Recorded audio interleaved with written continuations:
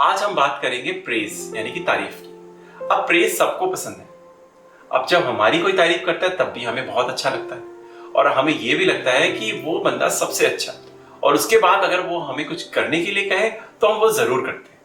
अब जब बच्चा छोटा होता है तब तो हम बच्चे की खूब तारीफ करते हैं। जब पहला शब्द बोलता है या पहली बार बैठता है या पहला कदम रखता है, लेकिन जैसे जैसे बच्चा बड़ा होता जाता है हम लोग तारीफ करना कम कर देते हैं। अब जब हम तारीफ करते हैं तब हम कुछ ऐसे शब्द प्रयोग करते हैं: extraordinary, intelligent, smart, genius, super computer. अब जब हम इतने भारी भरकम शब्द बच्चे के कंधे पर रख देते हैं तो बच्चे के कंधे उस बोझ से दब जाते हैं। जब आप बच्चे को इस तरीके का कॉम्प्लीमेंट देते हैं तो शॉर्ट टर्म के लिए तो वो बच्चा खुश हो जाता है, उसको अच्छा लगता है, लेकिन इसके लॉन्ग टर्म इफेक्ट्स बहुत बेकार पड़ते हैं। तो देखिए, अब जब हम उन्हें ऐसे टाइटल्स देते हैं तो वो अपने टाइटल्स को बचा के रखना चाहते हैं, इसलिए वो बड़े चैलेंजेस या बड़े काम करने से डरते हैं। वो चाहते हैं कि वो छोटे कामों में ही लगे रहें ताकि वो छोटे कामों में अच्छा करके अपनी ईगो को बरकरार रख सके। अब आइए समझते हैं कि ये जो बड़े बड़े हमने शब्द बोले ये बच्चे पर किस तरीके से नेगेटिव इंपैक्ट करते हैं। अब देखिए, जब आपने बच्चे को बोला कि तुम स्मार्ट हो या इंटेलिजेंट हो, तब हम बात कर रहे हैं कि एक ऐसी एबिलिटी की जो उसके पास बचपन से पैदा होने के साथ ही था। ऐसा नहीं है कि उसने उस चीज को जिंदगी में कमाया या फिर डेवलप किया। आइए अब इसे एग्जाम्पल से समझते हैं। मान लीजिए आपका बच्चा फर्स्ट आया है क्लास में और आप चाहते हैं कि बच्चा मोटिवेटेड रहे और अगली बार भी फर्स्ट आए। अब जब आप बच्चे को बोलते हैं कि आप इंटेलिजेंट है, जीनियस है, तो बच्चे को लगता है कि उसके अंदर कुछ ऐसी सुपर पावर है जिसकी वजह से वो फर्स्ट आया है। लेकिन आप खुद ही बताइए, क्या वो इस वजह से फर्स्ट आया है कि उसके अंदर कोई सुपर पावर है या इस वजह से कि उसने मेहनत की है? डेफिनेटली उसने मेहनत करी है। तो इसीलिए ये जरूरी है बच्चे को बताना कि वो फर्स्ट किस वजह से आया। तो इसीलिए आपको चाहिए कि आप उसे ये बोले कि आप बहुत खुश हैं कि वो फर्स्ट आया, और ये जो फर्स्ट आया है वो रिवॉर्ड है उसकी मेहनत का, उसके हार्डवर्क का, उसकी परसिस्टेंस का। आप ये बोलें कि आपने देखा है कि कोई सब्जेक्ट या कोई चैप्टर्स में उसे मुश्किल आ रही थी, तब भी वो रुका नहीं, वो उसमें लगा रहा और उसने उसको अच्छे से सीख लिया। ये इंश्योर करेगा कि बच्चा फ्यूचर में भी मेहनत करे और अगर कोई बाधा आती है तो उसमें रुके नहीं, उस पर आगे बढ़ता चला जाए और उसे सीखे। तो इसीलिए जरूरी है कि आप बच्चे के एफर्ट को प्रेज करें रादर कि बच्चे की इननेट एबिलिटी या फिर बच्चे को कोई टाइटल दे। अब कुछ और एग्जांपल देखते हैं कि मान लीजिए बच्चे ने कोई डिफिकल्ट पजल सॉल्व कर लिया, तब आप ये मत कहिए कि तुम जीनियस हो, तब आप ये कहिए कि तुमने ये पजल पे बहुत मेहनत करी, तुम लगे रहे और तुमने इस पजल को फाइनली सॉल्व कर लिया। अब मान लीजिए जब बच्चा छोटा है, उसने पहली बार बटन बंद किया है या अपने आप खुद ड्रेसअप हुआ है, तो आप ये कह सकते हैं कि ये तुम्हारे लिए डिफिकल्ट था, लेकिन फिर भी तुमने हार नहीं मानी और तुम लगे रहे और तुमने ये काम कर दिखाया। अब बात करते हैं हम इस तरीके से तारीफ क्यों करें, इसका इंपैक्ट क्या होता है। अब जब हम इस तरीके से तारीफ करते हैं तो बच्चे का हम ग्रोथ माइंडसेट डेवलप कर रहे होते हैं। अब दो चीजें होती हैं, एक होता है ग्रोथ माइंडसेट, एक होता है फिक्स माइंडसेट। फिक्स माइंडसेट के बच्चे ये सोचते हैं कि अगर वो कुछ अच्छा कर रहे हैं तो वो उनकी इननेट एबिलिटी यानी कि वो उसके साथ पैदा हुए। तो क्या होता है, जब जिंदगी में कुछ मुश्किलें आती हैं तब वो उनके आगे घुटने टेक देते हैं। अब जो ग्रोथ माइंडसेट के बच्चे होते हैं उनका मानना होता है कि उन्होंने जो भी पाया है वो अपनी मेहनत के बल पे पाया है, और अगर आज वो कोई चीज नहीं कर पा रहे हैं तो अगर वो उस पर मेहनत करें तो फ्यूचर में वो चीज अचीव कर सकते हैं। और कोई भी जो चीज है वो परमानेंट नहीं है, उनका दिमाग जो है वो परमानेंट नहीं है, वो उसको किसी भी परिस्थिति में उसको मोल्ड कर सकते हैं। और इसीलिए जो ग्रोथ माइंडसेट है वो बच्चे के सक्सेसफुल होने में बहुत हेल्प करता है। दूसरा तरीका आता है इफेक्टिव प्रेज करने का, जिसमें हम जो चीज देख रहे हैं उसकी बात करते हैं। अब मान लीजिए आपका बच्चा पेंटिंग कर रहा है, अब आप देखते हैं पेंटिंग और आप कहते हैं कि यार तुमने तो बहुत ही अच्छी पेंटिंग बनाई है, तुमने तो एकदम पिकासो को भी मात दे दी। अब इससे फ्यूचर में आपको लगता है कि बच्चा फिर से वैसी पेंटिंग बना पाएगा? बना भी पा सकता है, नहीं भी बना सकता है। लेकिन अगर आप इसे दूसरे तरीके से बोले, आप बोले कि आप ये देख रहे हैं कि उसने बहुत ही अच्छे से कलर्स यूज किए हैं, उसने शेडोज का ध्यान रखा है, उसने जो माउंटेन्स क्रिएट किए हैं उसमें जो सन राइज कर रहा है वो बहुत ही अच्छे तरीके से राइज कर रहा है। तो आप डिटेल्स की बात करें तो बच्चे को समझ आएगा कि उसने क्या क्या चीजें सही करी। तो अगली पेंटिंग जब वो बनाएगा तब वो उन सब चीजों का ध्यान रखेगा, चाहे वो कलर्स हो, शेडोज हो, लाइंस हो, तो उन सब चीजों का ध्यान रख पाएगा। अब दूसरा एग्जाम्पल लेते हैं। मान लीजिए आपका बच्चा छोटा है और वो हैंडराइटिंग बुक पे काम कर रहा है। आपने देखा उसने बहुत ही अच्छे से लिखा हुआ है। अब आते हैं, आप कहते हैं कि बहुत ही अच्छी हैंडराइटिंग है तुम्हारी। अब इससे बच्चे को नहीं पता कि वो अगली बार किस तरीके से अच्छा करेगा। लेकिन अब इसकी जगह अगर आप बोलते हैं कि मैं ये देख रही हूं कि तुमने बहुत ही अच्छे से डॉट्स कनेक्ट किए हैं और जो आपके लेटर्स हैं वो भी जो टॉप और बॉटम लाइन के अंदर हैं, तो बच्चे को समझ आएगा कि उसकी हैंडराइटिंग अच्छी क्यों है। तो इस तरीके से आप उसे फ्यूचर के लिए भी रेडी कर रहे हैं कि उसकी अच्छी हैंडराइटिंग बने। देखिए, अब तीसरा तरीका आता है जिसमें आपको कुछ नहीं करना है। ये बहुत ही सिंपल तरीका है जिसमें आपको बच्चे से पूछना होता है कि उसने वो काम कैसे किया। आप सिंपली ये कहते हैं कि आप जो देख रहे हैं कि वो बहुत ही इंप्रेसिव है, लेकिन आप ये जानना चाहते हैं कि उसने ये काम किया कैसे। अब जब वो चीज डिटेल में आपको एक्सप्लेन करेगा तो वो सब चीजों के बारे में सोच रहा होगा जो उसने वो काम को करने के लिए प्लान की है, और इससे भी जो है उसके माइंड का या उसके दिमाग का विकास होगा। अब आइए इसे एक एग्जाम्पल के थ्रू समझ लेते हैं।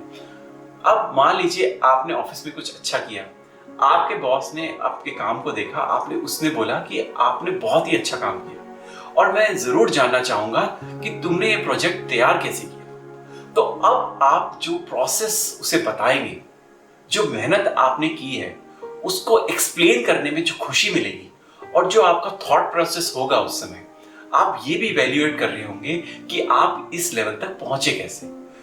तो दो चीजें आपको फायदा होगी, एक तो आपको वो प्रोसेस एक्सप्लेन करने में खुशी मिलेगी और दूसरा आपको वो चीज समझ आएगी कि आप वहां तक पहुंचे कैसे, और उससे आप फ्यूचर में वो बिहेवियर या वो प्रोजेक्ट रेप्लिकेट कर पाएंगे। अब दूसरा एग्जांपल देखते हैं। आपकी मम्मी ने कुछ बहुत ही अच्छा पकाया है। आप मम्मी को बोलते हैं कि मम्मा डिलीशियस फूड, ठीक है, मम्मा खुश हो जाती है। लेकिन अगर आप बोलते हैं कि मम्मी आपने इतना अच्छा खाना पकाया है, मैं ये आज तक नहीं पका पाया या पका पाई, तो मुझे ये चीज सिखाइए कि आप किस तरीके से बनाती हैं, आप क्या क्या चीजें डालती हैं। तो आप ये देखेंगे कि जब आपकी मम्मी वो आपको एक्सप्लेन कर रही होंगी कि मैं इस तरीके से बनाती हूं, तो जो खुशी उनके चेहरे पे होगी वो अलग ही होगी। अब एक और चीज देखते हैं कि मान लीजिए आपके बच्चे ने कुछ अच्छा बिहेवियर शो किया है, अब वो किसी छोटे बच्चे के साथ अच्छा पेश आया है, तो आप सिर्फ ये मत कहिए कि गुड बॉय, आप उसे बताइए कि आपने बच्चे के साथ टॉयज शेयर किए, आपने उसको मारा भी नहीं, आपने उसके साथ खुशी खुशी पूरा दिन स्पेंड किया और वो आपको बहुत अच्छा लगा, ताकि अगली बार जब वो बच्चा दोबारा से आपके घर पे आएगा तो आपका बच्चा उसके साथ वैसे ही अच्छे से बिहेव करेगा। अब लास्ट एक चीज हमेशा याद रखें कि बच्चों को कंपैरिजन के थ्रू कभी प्रेज ना करें। ये मत कहें कि आप दूसरे बच्चे से अच्छा कर रहे हैं या फिर आप दूसरे बच्चों से होशियार हैं, क्योंकि जब आप कंपैरिजन करते हैं तब आपका बच्चा दूसरों को खुद से छोटा समझना शुरू कर देता है, और जब वो दूसरों को खुद से छोटा समझना शुरू कर देगा तो वो दूसरे से सीखना भी बंद कर देगा। और जब ये चीज हम लोग सिबलिंग्स में करते हैं, जब हम कहते हैं कि देखो तुम्हारा भाई कितना होशियार है या फिर तुम्हारी बहन कितनी होशियार है, तब हम लोग सिबलिंग राइवलरी को जन्म दे रहे होते हैं, तब वो एक दूसरे से जेलस करना शुरू कर देंगे। अब जानते हैं कि बच्चे की तारीफ को किस तरीके से हमें एज के हिसाब से शेप करना होगा। अब जब बच्चा छोटा होता है, तब जैसे कि टॉडलर है, तब हमें बच्चे की तारीफ करते समय बहुत ज्यादा एक्साइटमेंट शो करनी पड़ती है। जब हम कहते हैं हुर्रे, बहुत अच्छा, ताली बजाते हैं, क्योंकि छोटा बच्चा अभी रीजनिंग स्टेज में नहीं है। वो हमारी स्माइल या फिर हमारे एक्सप्रेशन देख के ये फील करता है कि उसने कुछ अच्छा किया। अब जैसे जैसे बच्चा बड़ा होता जाता है, उसका लॉजिकल ब्रेन डेवलप होता जाता है, तब हमें ये सब चीजें जो एक्साइटमेंट है या फिर इंटेंसिटी कम करनी चाहिए और हमें मोर लॉजिकल डायरेक्शन में तारीफ करनी चाहिए, जैसे कि हमने पहले बात की। देखिए, अब हमने प्रेज की तो बात कर ली, अब हम बात करते हैं क्रिटिसिज्म की। अब कुछ चीजें हैं जो हमें ध्यान रखनी होंगी जब हम बच्चे को करेक्ट कर रहे होते हैं। अब पहली तो चीज ये है कि टाइम बहुत इंपॉर्टेंट होता है। देखिए, अब क्या होता है, जैसे ही बच्चा कुछ गलत करता है हम उसे तभी समझाना शुरू कर देते हैं, लेकिन उस समय उसका दिमाग वो समझने की कंडीशंस में ही नहीं होता, इसीलिए वो चीजें गलत कर रहा है, वो अभी हाइपर एक्टिव है। इसीलिए थोड़ा टाइम ले, जब बच्चा शांत हो जाए तब शांति से उसके पास बैठकर उसे समझाएं। अब दूसरा चीज आती है कि अपनी टोन ऑफ वॉइस को जरूर ध्यान में रखें, यानी कि आपकी आवाज को। अब आपकी आवाज रिस्पेक्टफुल होनी चाहिए। आप इस तरीके से बात नहीं करें कि आप बच्चे को डांट रहे हैं। आप बच्चे को इससे इस तरीके से बात करें कि आप बच्चे के वेल विशर हैं और आप उसे बताने की कोशिश कर रहे हैं कि उसने क्या गलत किया है और उससे उसको फ्यूचर में क्या क्या दिक्कतें हो सकती हैं। अब अगली चीज आती है कि आप पर्सनल क्रिटिसिज्म मत दें, मतलब कि बच्चे को ब्लेम मत करें डायरेक्टली, क्योंकि आप जब बच्चे को ब्लेम करते हैं तो उसके समझने की शक्ति बंद हो जाती है, क्योंकि वो डिफेंसिव मोड में आ जाएगा। आप खुद ही देखिए, अगर आपको कोई थप्पड़ मारे तो आप क्या करेंगे, आप अपने आप को बचाने की कोशिश करेंगे। इसीलिए जब आप बच्चे को डायरेक्टली कन्फ्रंट कर रहे होते हैं या बच्चे को डायरेक्टली ब्लेम कर रहे होते हैं, तब बच्चे की समझने के सारे दरवाजे बंद हो जाते हैं। और हम बच्चे को कभी कभी ऐसे भी बोलते हैं कि आप बेवकूफ हैं या फिर आपको समझ नहीं आता, आपका दिमाग नहीं चलता, और ये सब चीजें जो है बच्चे के दिमाग पे बहुत नेगेटिव इंपैक्ट डालती है। और एक बार बच्चे के दिमाग में ये चीजें बैठ गई तो वो जिंदगी भर उसकी आइडेंटिटी बन जाएगा। तो आप बच्चे को इस तरीके से समझाएं कि इस बार उसने जो गलती की है वो किस वजह से हुई है और अगली बार वो क्या क्या चीजें इंप्रूव कर सकता है ताकि अगली बार वो गलती ना करे। आजकल के बच्चे बहुत स्मार्ट हो गए। हमारे टाइम पर गुड बॉय कह के माँ बाप हमसे सब कुछ करा लेते थे, लेकिन आजकल बच्चे कहते हैं कि ठीक है, हम लोग बैड बॉय ही सही, लेकिन हम काम अपने तरीके से करें।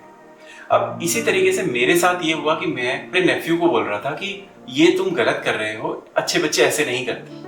अब 2-3 बार मैंने एक चीज बोली तो उसने बोला कि मामा मैं तो बैड बॉय हूं और अब मैं ये सारे काम कर सकता हूं। तो अब उसके बाद मेरे पास कुछ कहने के लिए रह ही नहीं गया था। जब हम प्रेज की बात कर रहे थे तब हमने बोला था कि आप बच्चे को कंपेयर करके प्रेज ना करें, इसी तरीके से आप बच्चे को कंपेयर करके क्रिटिसाइज मत करें। देखिए, अब बच्चा कोरा कागज पैदा होता है, उसके अंदर जो एबिलिटी है वो 2 चीजों से डिटरमिन करता है, या तो आपके जीन्स या फिर जो आपने बच्चे को सिखाया है। तो अगर मान लीजिए एग्जाम्पल लेते हैं कि आपका बच्चा पढ़ाई में अच्छा नहीं कर रहा है, तो या तो आपके जीन्स रिस्पॉन्सिबल है उसके लिए, या फिर बच्चा जब पेट में था तब आपने उसका ध्यान नहीं रखा, तो इसी वजह से उसके न्यूरॉन्स या उसका जो ब्रेन है अच्छे से डेवलप नहीं हुआ, या फिर आपने उसे अच्छे से सिखाया नहीं, इस वजह से वो पढ़ाई में पीछे रह गया। तो इसीलिए बच्चे को कभी भी कंपेयर करके क्रिटिसाइज मत करें, क्योंकि अगर कोई दूसरा बच्चा अच्छा कर रहा है तो उसमें उसके माँ बाप ने कुछ ना कुछ सही किया होगा। और जब आप कंपेयर करके किसी को क्रिटिसाइज करते हैं तो बच्चा खुद को दूसरों से छोटा समझने लगता है, उसकी सेल्फ वर्थ कम हो जाती है। आखिरी चीज जो आपको ध्यान रखनी है वो ये है कि मान लीजिए बच्चे को आपने करेक्ट किया, तो ऐसा नहीं है कि आपने उसे बताया है कुछ करने के लिए तो वो चीज सक्सेसफुली हमेशा करता ही रहेगा। आपको फ्यूचर में उसको फॉलो अप करना पड़ेगा, उसको ध्यान रखना पड़ेगा कि वो चीजें सही तरीके से कर रहा है। अगर वो कहीं गलती करता है तो उसे गाइडेंस देनी पड़ेगी, उसको मॉनिटरिंग करनी पड़ेगी और तब तक फॉलो अप करना पड़ेगा जब तक वो चीजें उसके दिमाग में परमानेंट ना हो जाए।